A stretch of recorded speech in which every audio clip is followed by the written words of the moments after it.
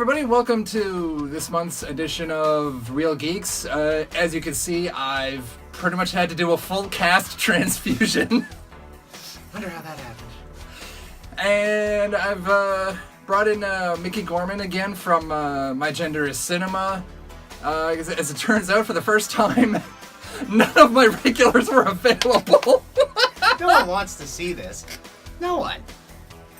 Ugh, good sign. So, this month we're talking Dark Phoenix, because apparently no one wants to admit anymore that this is an X-Men movie. Don't click off. We promise it's worth it.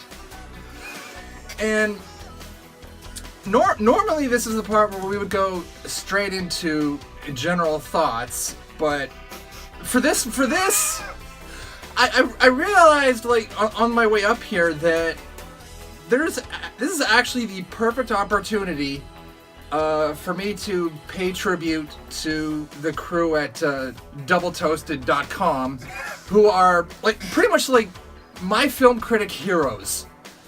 They're the ones that are why I do this, they're why the show is styled this way, and there is no better way to start this than the first words I ever heard on one of their reviews. So, to quote Chris Cox on the old Spill.com review for Twilight New Moon, "We knew this was gonna be bad, but I had no idea!" That's hilarious. I'm on the opposite side. I thought this was going to be bad. I had no idea it would work out. The simple fact is, like, this movie, like, there are a lot of good points. I don't want to sound like we're just here to trash it, because as much as when this movie is bad, it gets hilariously bad. Oh my god. Like, was the last line, I know it's not the last line of the film, but the last line Jean Grey has is just like, I can't even remember it right now. It was so stupid. It's so stupid and pointless that you're like, that's a filler line. You guys forgot to come up with a cooler way to say that. And it's something like, fuck you, or it's, well, there is an F in there, but no, it's something even stupider. It's just like, no. Let me put it into perspective. Not only can I not remember the line, it is better. It is worse than the, do you know what happens when a frog gets struck by lightning? Do you know what happens to a toad when it's struck by lightning?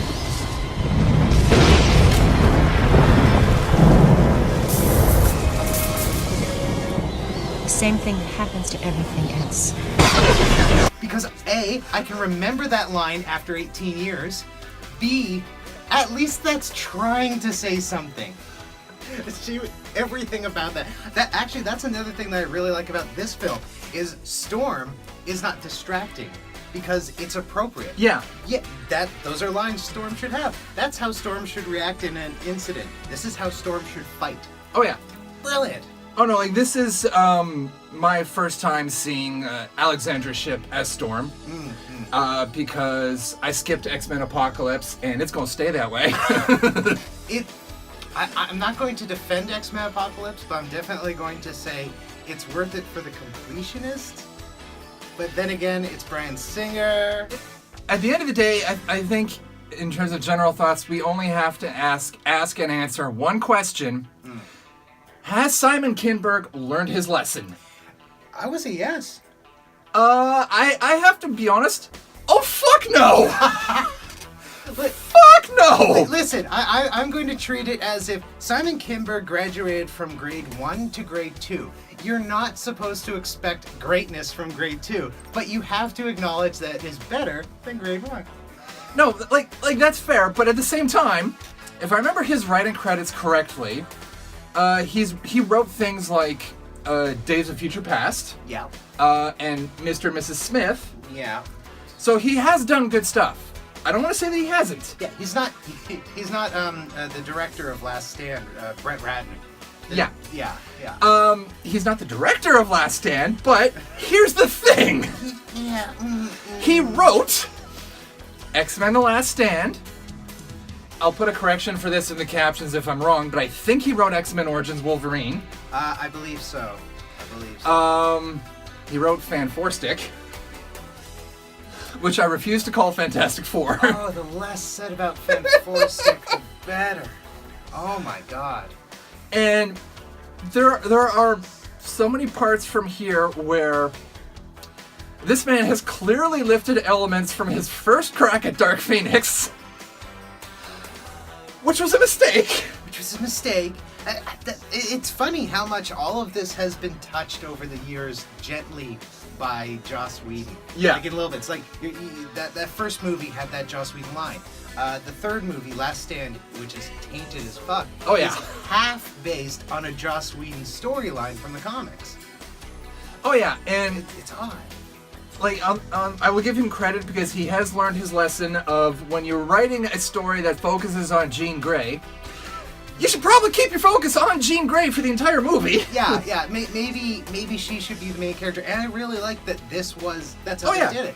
The trailers mislead it in showing more or less like, oh, it's just going to be, Dark Phoenix. She's evil. Remember Famke Janssen staring at the camera and going, well, it's better than that. Scott doesn't blow up within 5 minutes. But in terms of Kim Berg's writing, like on the other hand, you look at Avengers Endgame, where there was that scene where like all the female characters come together to help Captain Marvel get to the van of the time machine, yada yada yada. Yeah. And people did complain about that, saying that they felt it was like forced and just really crowbarred in for the sake of a feminist message. I don't agree. I can see the logic. It works but as a scene regardless. yeah, You like could just pluck it up. I respectfully disagree. Yeah. Because everything after Sam Wilson's On Your Left, from that point, Endgame stops being a movie. Yeah. And is a live-action comic book. Yeah, And I am all sorts of okay with that. From the moment he says on the left, you might as well pop a can of like Cool Whip and just start firing it directly into your mouth, because that's what you're doing. It's not a bad thing. That's fucking delicious Cool Whip. And in Dark Phoenix, Mystique has this line early on about, it's always the women saving the men all the time around here. You should think about changing the name of the team to X Women. Yeah, and it's just like, Okay. you're both trying to do the same thing. One did it deftly. The other feels like a last-minute shoe-in that, like, if you had cut the line in half and not had the X-Women bit, it would still be heavy-handed, but it would have been like, yeah, okay. Oh yeah, no, like the only way that this scene could have been more crowbarred in is if they were like in the garage at the mansion and Jennifer Lawrence is actually holding a crowbar when she says it. Cause like, I'm sorry, if you had a problem with that scene in Endgame, but you're okay with this, we're gonna have a problem. Yeah. Cause no, that was everything people complained about the Endgame scene being. But it's another example of like, okay, this is left over from a first draft, right? Yeah. You meant to. Here's the spirit of what you want to happen, and you want to come up with something clever, but at the moment, all you can think of is X-Women. Great. On just a really basic sense, the choreography is better than X3. That they're how they use their powers to fight finally makes sense. Yeah. Like Magneto's killing people with metal shards. And it's not like, oh, here's our big Magneto set and he's gonna kill one person with one metal shard. No, he's just doing it. And it's like, yes, this is how that character should be. Just in the background, murking people with metal shards. Oh, that makes sense. But on the other hand, and I'm going to put the spoiler warning in just right now. Oh god, yes, finally. On the other hand, there's the big final fight scene on the train. Yeah. The train that is only there because of reshoots, because that sequence was originally supposed to take place in outer space. Yeah, oh yeah, and you could totally just be like, someone saw Deadpool 2. Oh no, it wasn't. It was apparently the space sequence tested badly with test audiences. Really? So they reshot the whole thing that was on the train instead. I'd like to know what studio stooges were in the audience that this was tested on. Yeah, because, like, alright, thankfully you finally start the film in space, end the film in space, end the film on the dark side of the moon in an area that secretly, for no reason, has air, and there's, yeah, the Shi'ar. Speaking of which, who were the enemies supposed to be? Because they're not the Shi'ar. No. I kind of got a Brood feel from them. They're not the Brood, and they do specifically identify them in the movie, and I do have to give them points for this, because this is an obscure as fuck reference. Yeah. Unless you have read the original Dark Phoenix comic and read it recently. Yeah. They're the Dabari, and so they're the they're the people from the planet that this Phoenix ate the son of? Yep. Okay. They were supposed to be peaceful and dead. They're supposed to be dead. I also feel like they kind of introduced, like, they knew they needed another villain. You can't just have them fighting Jean. It would just be too, either they're not creative enough or it would be too short. Yeah. And so they watched Captain Marvel and went, yeah, frankly, yeah. do that. Like, there was fan theories that these were the Skrulls. Yeah. And yeah, you can see why.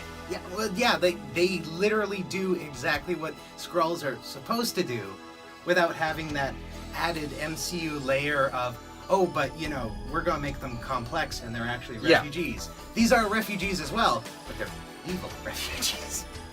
They're evil, monotone, expressionless refugees. Yeah, who die either incredibly easy or super hard. Yeah. Oh, yeah, no, like, they don't work. Even Magneto in spots doesn't work.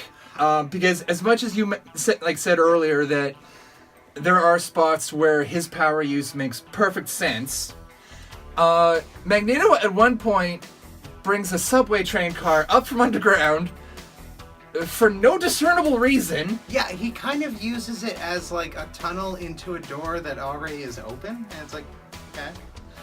Like, unless this was some sort of nod to the Golden Gate Bridge sequence in Last Stand. I get the feeling it more began as a different sequence and something happened after they had filmed enough of it that they're just like, well, we have to have the train get in the door, so we have to have them do that. But after that, let's just, you know, move into a different direction. Yeah, like literally, as soon as it hits the door, there's no reason for it to be there. Yeah. And then later on, during the aforementioned train fight sequence, we have Magneto rips up a bunch of metal to seal the doorway behind him. Yeah. And gets ready to throw down with Jessica Chastain. Who doesn't have a name. I swear. It's, I don't know the pronunciation, but I'm gonna say Vuk. V-U-K. I don't know if it's Vuk or Vuk because you see it in subtitles, but it's never actually said. So I'm sticking with I'm sticking with what oneofus.net said about Jessica Chastain. Jessica Chastain, who for some reason is not playing Mastermind. Oh yeah, especially since they literally said, like, there are wonderful little nods that they don't explicitly say. Like, Genosha's in it, but they don't explicitly say it's Genosha. It's an island that mutants can go and live on. Secret. It's not called Genosha because we didn't give it a name, but it's really Genosha. Oh yeah. But they also visit the Hellfire Club, and it's like clearly the Hellfire Club. Oh, it's clearly supposed to be the Hellfire Club. But you don't ever at any point say it's the Hellfire Club. And what is she doing in there? She's tempting and seducing Jean.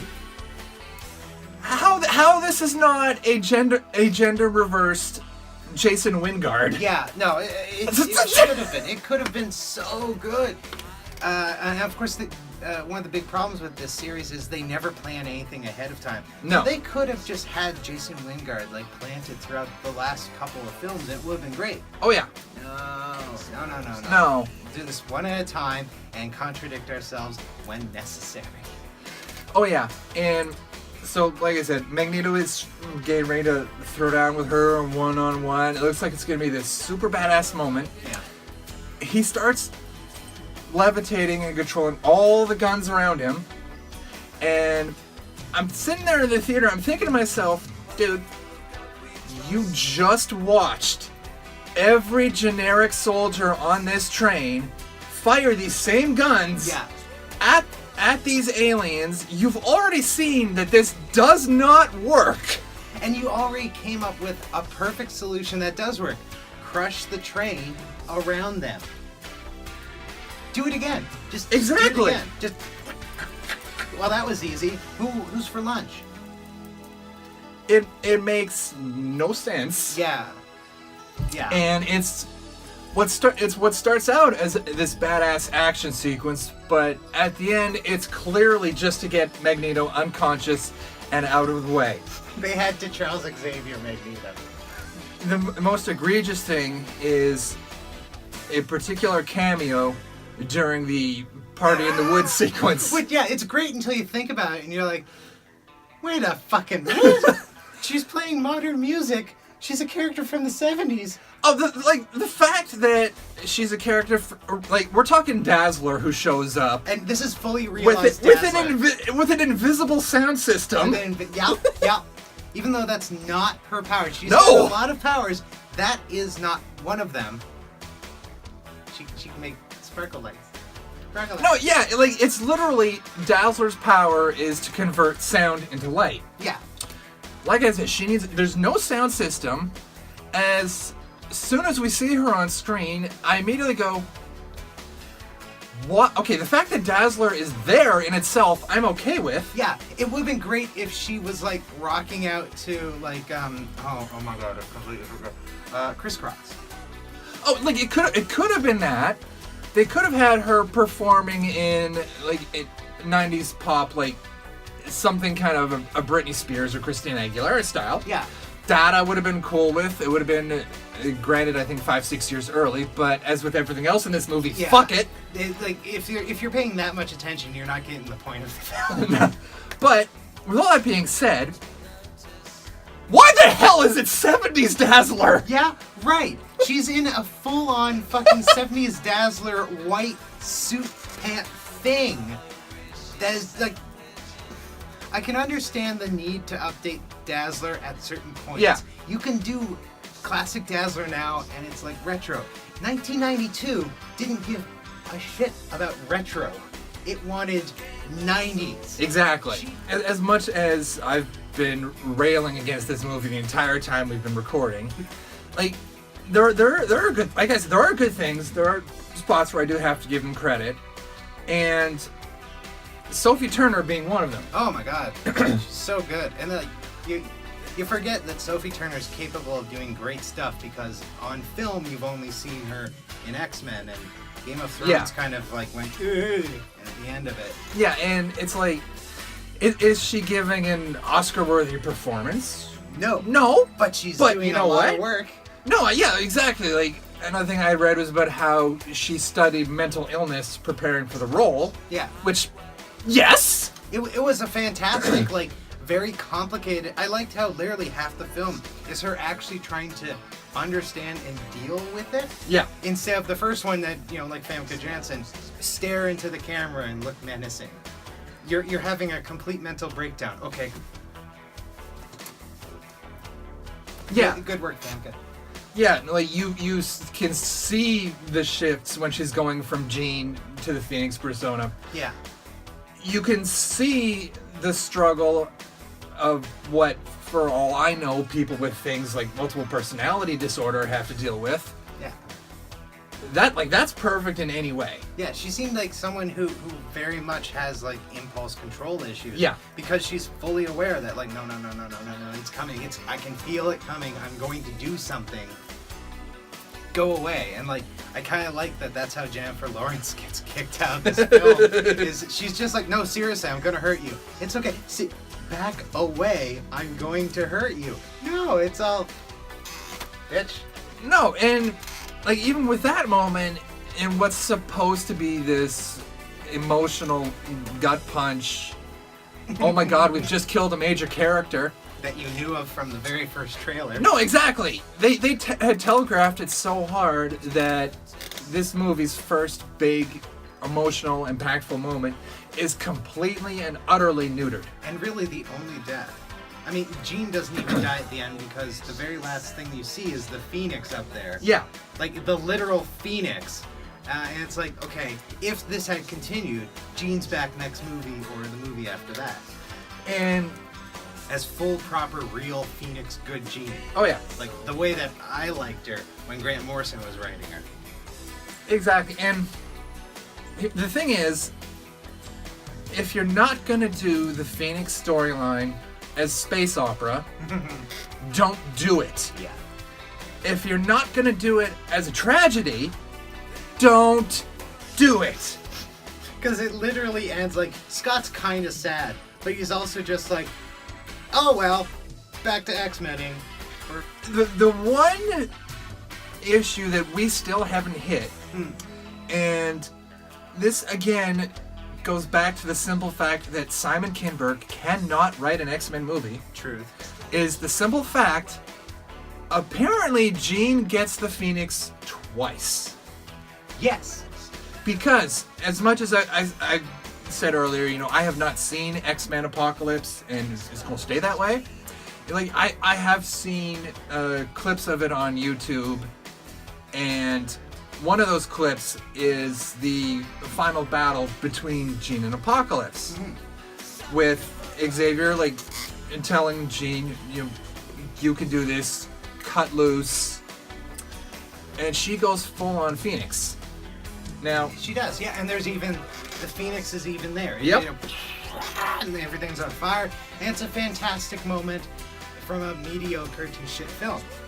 There's ways around it. You could have said whatever that thing is overpowered her Phoenix, or latent Phoenix, and now it's Cosmic Phoenix.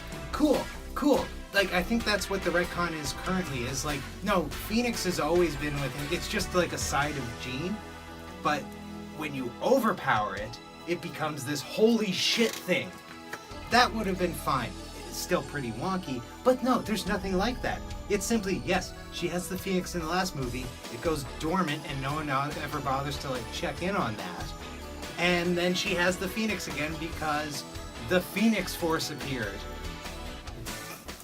yeah. In all honesty, this is pretty much as good a time as any to go into final ratings and so forth.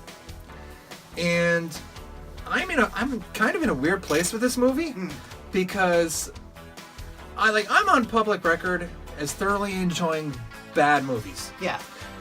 Those fall into two categories. The ones that are just so bad, but you see a lot of heart in them and I can have fun with them. Yeah. Or the ones where the studio is putting out a movie just to put out a movie and they clearly didn't care in any way, shape, or form. Literally every Fantastic Four film ever committed to sell. I mean, on my part, Gem and the Holograms, I'm looking at you, I still hold that grudge. Ooh, yeah, that's bad. This actually achieves the weird feat of being able to fall into both categories. Because for about the first 3/4 of the film, I expected this to be the equivalent of Tom Cruise's version of The Mummy. Yes. It's like, it's so bad you can't enjoy it, but it's just good enough that you can't hilariously hate on it either. Yet you're still watching it and getting all the references and keeping track of things that the film has no interest in keeping track of. Yeah, like at the end of the day, for about 3/4 of this film, it's so it's just there. But over the course of that final quarter, and by the end of the movie, I was just cracking up.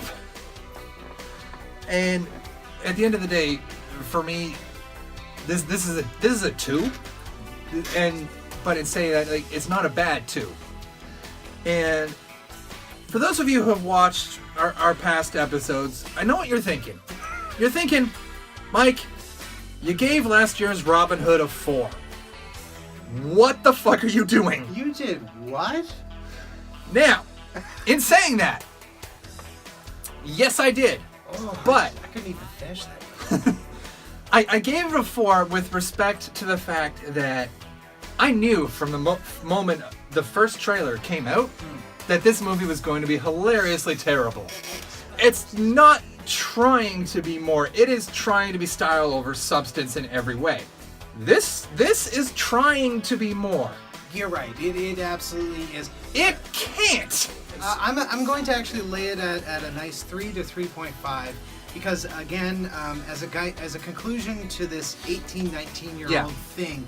Okay, now it's done. It's dead. We can finally move on. And what worked. I really liked the subtle reference, the subtle fan service of here's an island with mutants. We're not gonna say what it is. You know what it is. Here's a club in New York. We're not gonna say what it is. You know what it is. Instead of just being like, look, Hellfire Club. Look at it. Look, are you happy yet? Do you like that? Yeah. You have to be in X-Men brain. And X-Men brain is when you just accept things and you don't think like you're fully aware of the super canon. Yeah.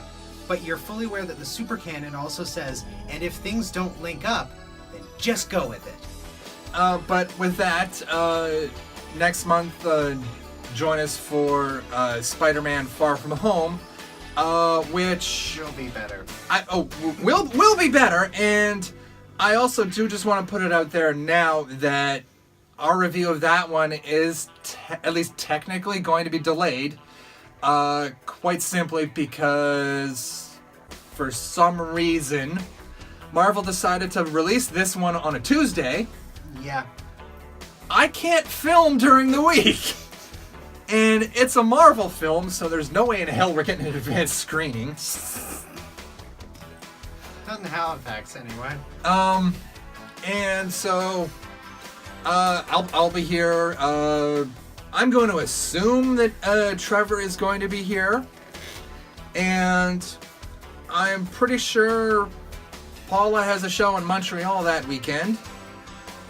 So if you're available, you'll be here. I will absolutely. By then, I'll have probably seen the film about 6 times. And also because, quite frankly, I've been thinking about this for a little bit now, and you know what? I'm moving you from guest to full-on regular cast member because, like, you've done this enough times, and like, it's worked every time. I love doing this. This is so much fun. When I do this alone, I'm over scripting and like being ridiculous. Like, oh, it's not perfect.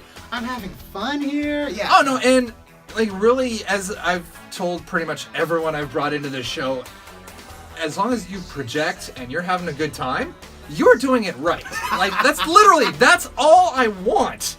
And you know, giving my opinion is not something I. Oh no, not at all. Me?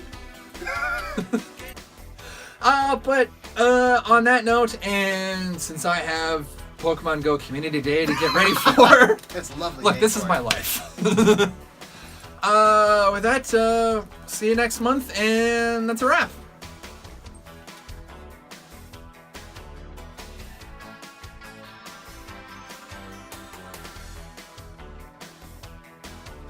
Don't forget to hit those like and subscribe buttons, share this video with your friends, and drop us a line anytime you like.